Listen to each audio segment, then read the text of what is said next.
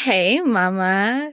So today we are talking about why I don't believe in failed launches as a mompreneur.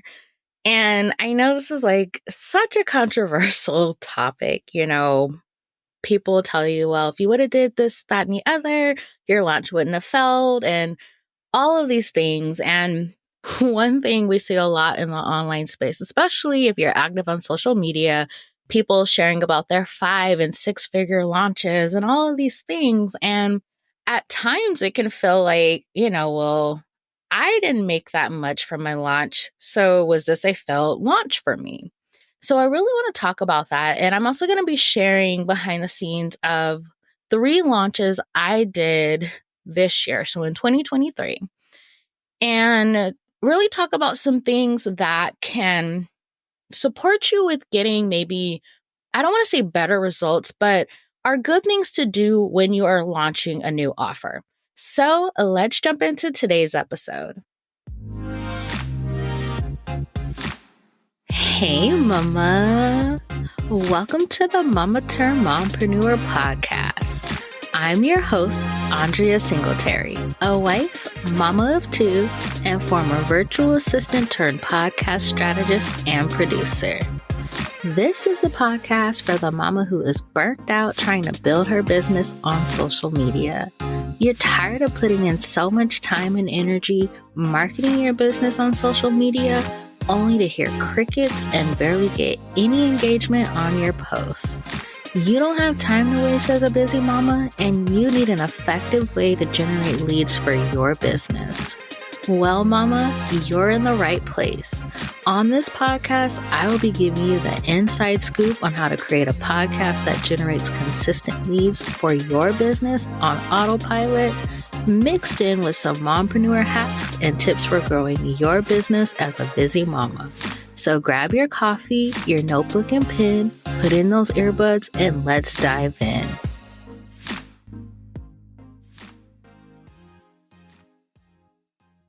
All right. So as a reminder, the waitlist is open for Life in Seasons one-on-one coaching. So if you are looking for more support as a mama with building a business that fits your current season of life, building a business and not running yourself into the ground, building a business so that you can be the present mama that you want to be, head on over to mompreneur.com/coaching to get on the wait list.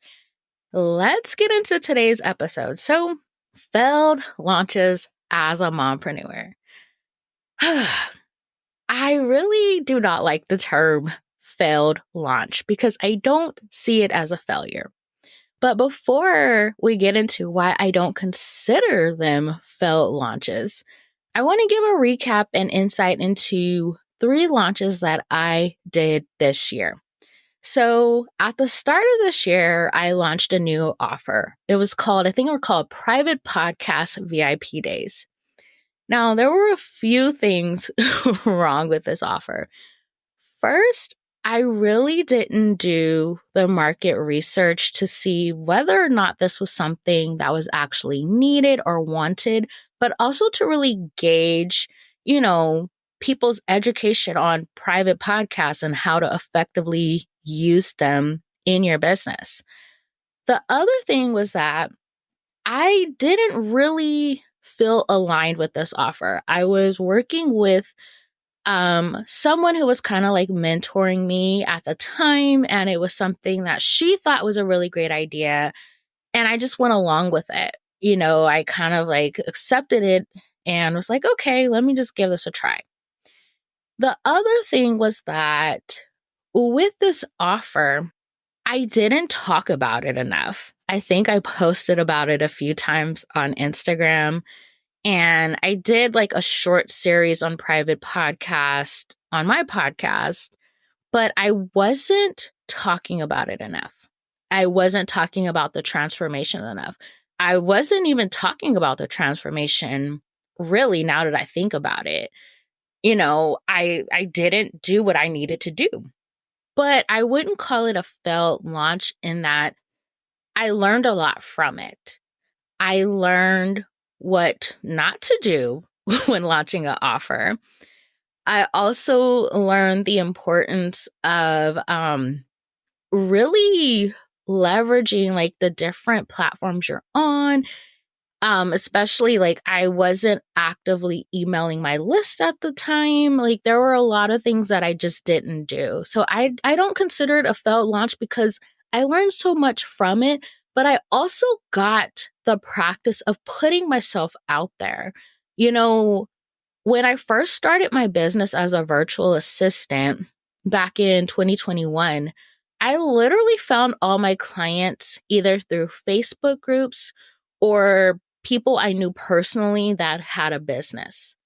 So I wasn't really trying to land clients through Instagram. At that time, I don't even think I had started even doing podcast interviews. I didn't have a podcast.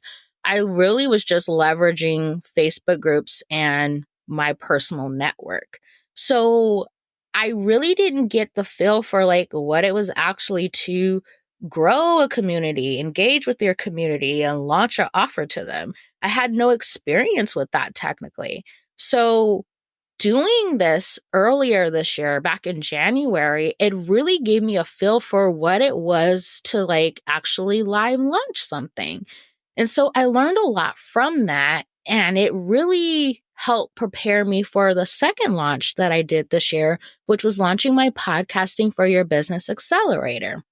And so with this one, what I did was I hosted a challenge. It was the 3 days to lead generating podcast content. I think that was what it was called.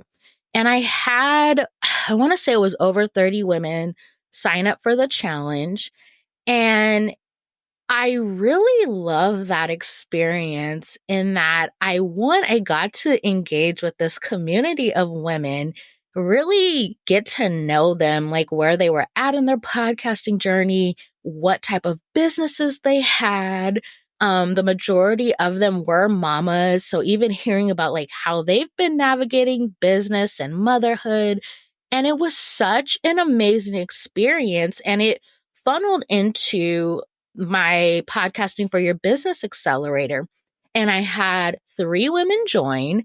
One of the other things I did this time with that launch was that I leveraged my network. So a few of the women who I knew served a similar audience as me, and they had a much larger audience than me, they shared about the challenge to their community. And so I know for sure for one of them, one of the ladies that came from their community ended up joining the accelerator. But I really leveraged that. And that was such an amazing thing. And I learned so much from that launch, right?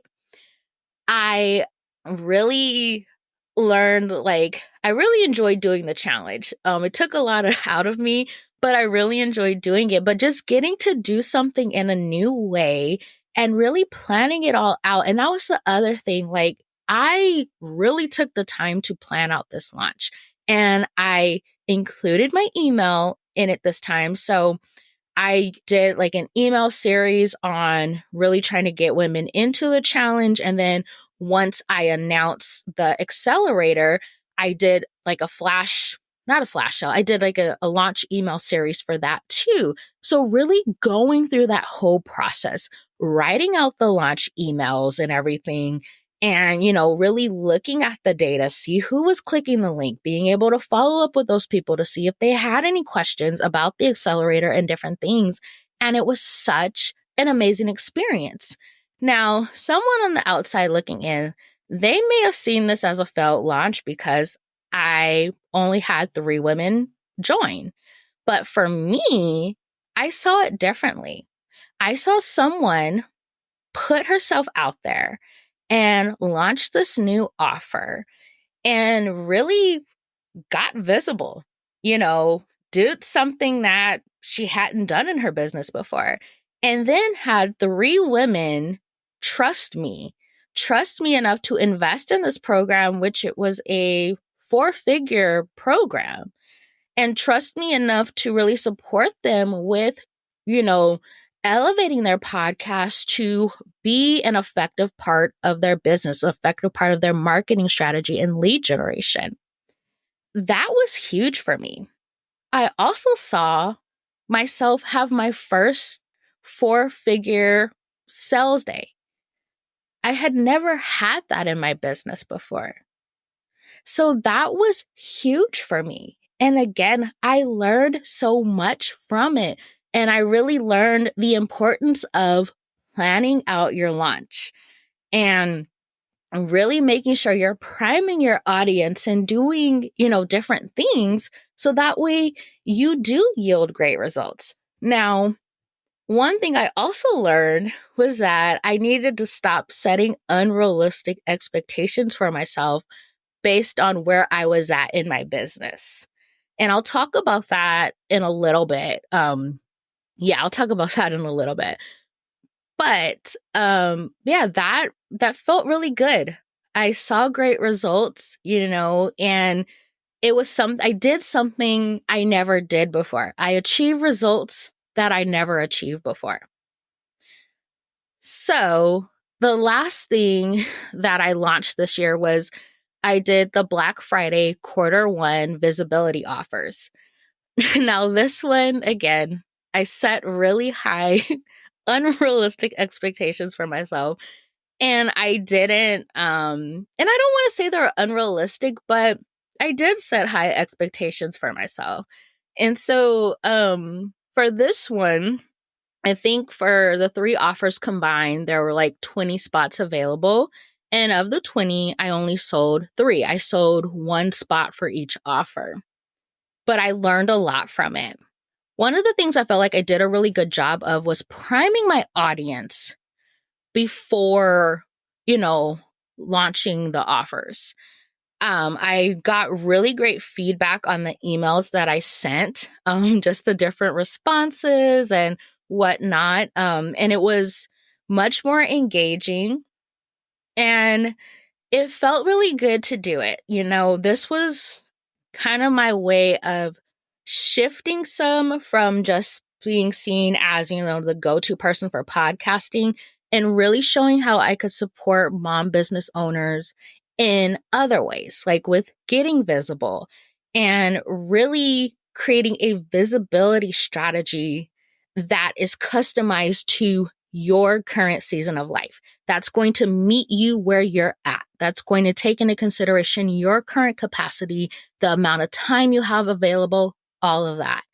And so, although I didn't sell all 20 spots, I'm really happy with the 3 spots that I sold. And I really, again, learned a lot from that launch. And it felt good, And I think the best part was that because I planned ahead and I literally wrote the emails and had the podcast episodes recorded ahead of time, it didn't take a lot out of me this time.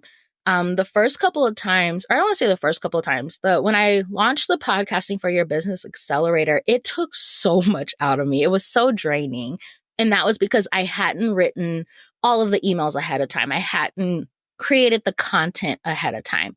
But with the Black Friday Q1 visibility offers, I did do everything ahead of time and had it scheduled. And so I just had to sit back and I would just check in, my ConvertKit to kind of see who was clicking on what and that kind of thing. But that was it. And it felt good. And so it really, one, showed me about myself that I hate live launching in general. It's a lot. But it's much more manageable and it's not as stressful when I have things done ahead of time and I can just kind of step back when the launch is actually happening, like other than going in and maybe looking at the data.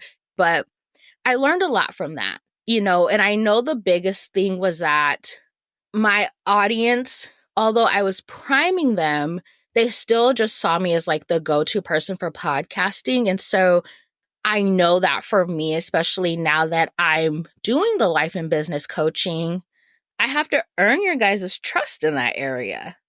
But yeah, overall, it was a great experience and I learned a lot. So going into now, why I don't consider launches as failed, when I don't hit my goals. So the first thing is that I've really learned to have a mindset reframe around this. When I'm launching something, even if I don't hit my goals, I can learn a lot from the data. I can learn a lot from what happened. I can learn a lot from my community. Sending a follow-up survey to find out why they didn't buy. So I look at it that way, that one, I can learn a lot from it. The other thing is that because I have consistent monthly income and I know how much is going to hit my bank account each month, when I'm launching something, I see it as something extra. And so that is why I'm really big on getting that monthly recurring revenue down and making sure you have that locked in, and that like whatever your signature offer is, you are still consistently promoting that to ensure that if somebody decides that they need to end that service, you have a community of people who are ready to buy from you to replace that income. That is so important. Now, to give you an example, even though I'm not actively right now promoting my podcast production side of my business, I have people in my DMs inquiring about it. So I have that set. I'm not stressing over my monthly income because I'm good there. I have things in place. I've really developed a great referral partnership with different people. And so they come to me like, hey, are you still taking monthly management clients? I have someone that I want to refer to you. So that part of my business is good, meaning that I have that income coming in. So I'm not stressing over having enough income to meet me and my family's needs because that's covered. So I know I kind of went off on a tangent, but that part is really important, like getting that down first before you start trying to create other offers and different things like that. Because if not, you're going to be stressed out because you're not bringing in enough income each month. Like you're going to be scrambling each month to try to make sure you're hitting that income goal so that your bills are covered and your family is covered. You got food on the table. So that is really important there. So that really has helped me with that mindset reframe. And again, that's why I don't see it as a failed launch. And then, like I said, you can collect so much data from those launches when they don't go as planned. And you can look at like what you did and you can see what worked, what you need to tweak. So that way, the next time around, you can get even better results. And I feel like I have done that. Like I've learned a lot from these launches, and whether or not the better results were in that I generated more income or I wasn't stressed or as drained as I was compared to a previous launch. So really just learning about myself, learning about the best way I can show up when I'm launching and different things like that. Like I gained so much insight from doing 3 different launches this year. Now, there are things that you can do to kind of support you with getting better results from your launches. And so some of the things that I've learned and I've seen work well for me and for my clients is if you're planning to sell to your email list, you need to be emailing them actively. And I push that you should email them at least once a week. People may feel differently, but honestly, if people don't know who you are and then you pop up in their inbox to sell them something, and that's like in their mind, their first interaction with you, they're going to hit the unsubscribe button. You haven't been engaging with them. They don't know who you are. They don't trust you. So you want to make sure you're actively emailing them. And that's why I say at least once a week, because even if you're doing it monthly, it's like they may remember you or they may not. So, and especially because when you're doing a launch, you are emailing them at a more frequent capacity. So at least if you're showing up in their inbox at least once a week, and if you can push to twice a week, that's even better. But if at least you're doing it once a week, they're not going to be as triggered if you're going through a launch and you're emailing them much more often during that launch. Another thing is that's really, really important is priming your list, priming your audience in general for your launch. So you already know what you're going to be launching. So start creating content geared towards that. Talking about, the transformation that this offer is going to bring. Like, even if you're not specifically announcing the offer yet, but just start talking about like whatever that issue is related to like how that offer can support them. And I know people are like, oh, don't always do the pain point marketing, but you do have to relate to them and talk about like where they're currently at in their life and their business.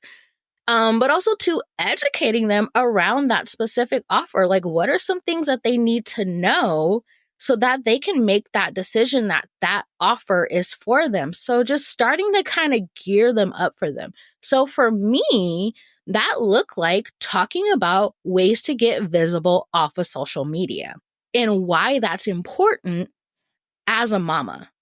Really diving into that and speaking to the social media burnout, because that is something that my community has shared with me a lot, is just being burnt out on social media, finding it hard to keep up with the demands of social media. So talking about that and talking about ways that they can get visible without relying on social media and what that can look like for them, and even talking about different things that they may have concerns with, like, for instance, with podcast guesting.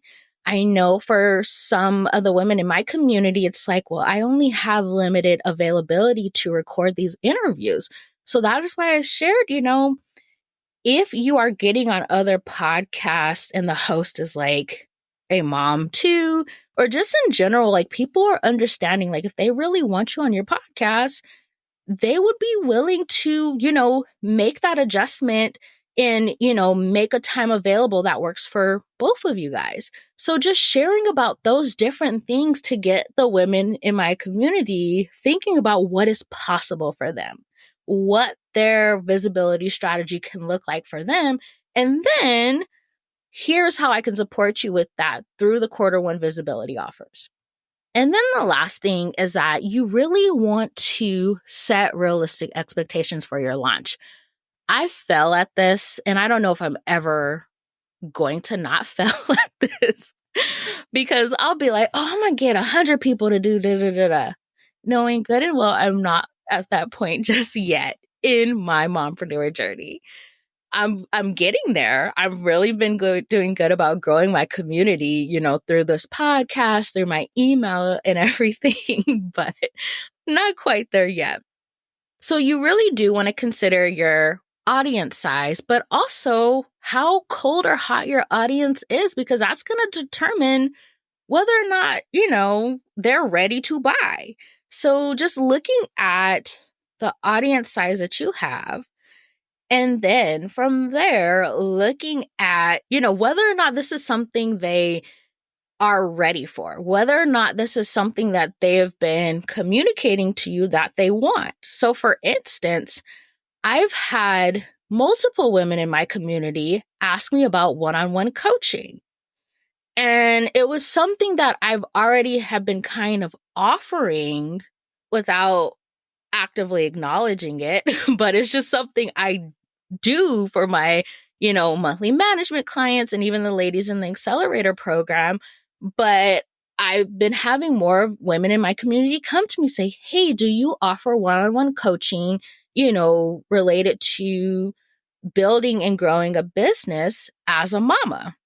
And so it's like, okay, one person, but when you start getting multiple people asking you, if you have this service, it's like, okay, let's dig into that and see what's going on here. So really just knowing the needs of your community. And that's where, that engagement piece comes in. Like you have to engage with your audience. You have to interact with them. You got to get to know them and different things. So that way you can make sure the offer you're creating is something they actually want. So yeah, really just like, again, considering that audience size. And that's really important because I believe my coach had shared with me that's like, yeah, and I did the challenge leading into launching the accelerator. I had like 30 people. Yeah, it was a little over 30 people, sign up for the challenge. And so the women who signed up for the challenge, they were my hottest leads. And so she had said, like, yeah, typically you have about a 10% conversion rate. So I had 3 women convert. So 10% of 30 is 3. So ideally, if you have a set number in mind for how many people you want to sign up for your offer, you want to make sure that you have a large enough number of ready to buy leads. So that way you can have that 10% conversion. Now, just thinking about like the wait list for my Black Friday offers, I had a little bit over 30 people sign up. And again, I had that about 10% conversion. So there is something to it. I don't know all the, the science, the psychology behind it and all of that, but there really is something to it. And the main thing is that you want to make sure that you have an audience of ready to buy leads, a hot audience. So that's why, like how I mentioned earlier, you don't want to like, oh, I haven't emailed you in like 5 months, but hey, I'm about to put you through this launch email sequence. Like, you don't want to do that. So that's the importance of engaging and nurturing your community and really allowing them to get to know you, allowing them to learn more about how you support your clients, the transformations you help your clients get and all of that. So that way, when you are ready to launch, you can hit those goals that you have. So that was just a little one behind the scenes of my launches and things that I've learned along the way, but also to why I don't believe in failed launches as a mompreneur. You learn from every launch and you take what you learn, you adjust, you tweak, and that way the next time you launch, it's even better. All right, so that is it for this episode. It did go a little bit longer. I'm sorry if some parts I'm kind of like all over the place. I do like a little like, I don't even want to call this an outline. It's like a few bullet points and I be putting it together, trying to get my thoughts together as I'm recording.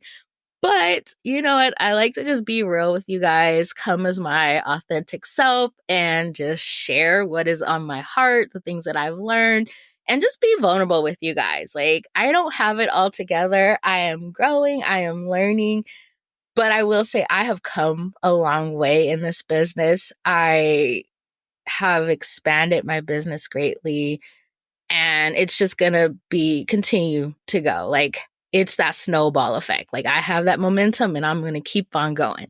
So that is it for this episode. It's getting kind of long. I will catch you guys in the next episode. Mama, thank you so much for taking time out of your busy day to hang with me. Whether you're a podcaster ready to create podcast content that attracts her dream clients, or a mama that's ready to stop the social media burnout and simplify her marketing through podcasting, I can support you. Head on over to mompreneur.com/connect to submit an interest form so we can chat about how I can best support you. All right, mama, I will talk to you again soon.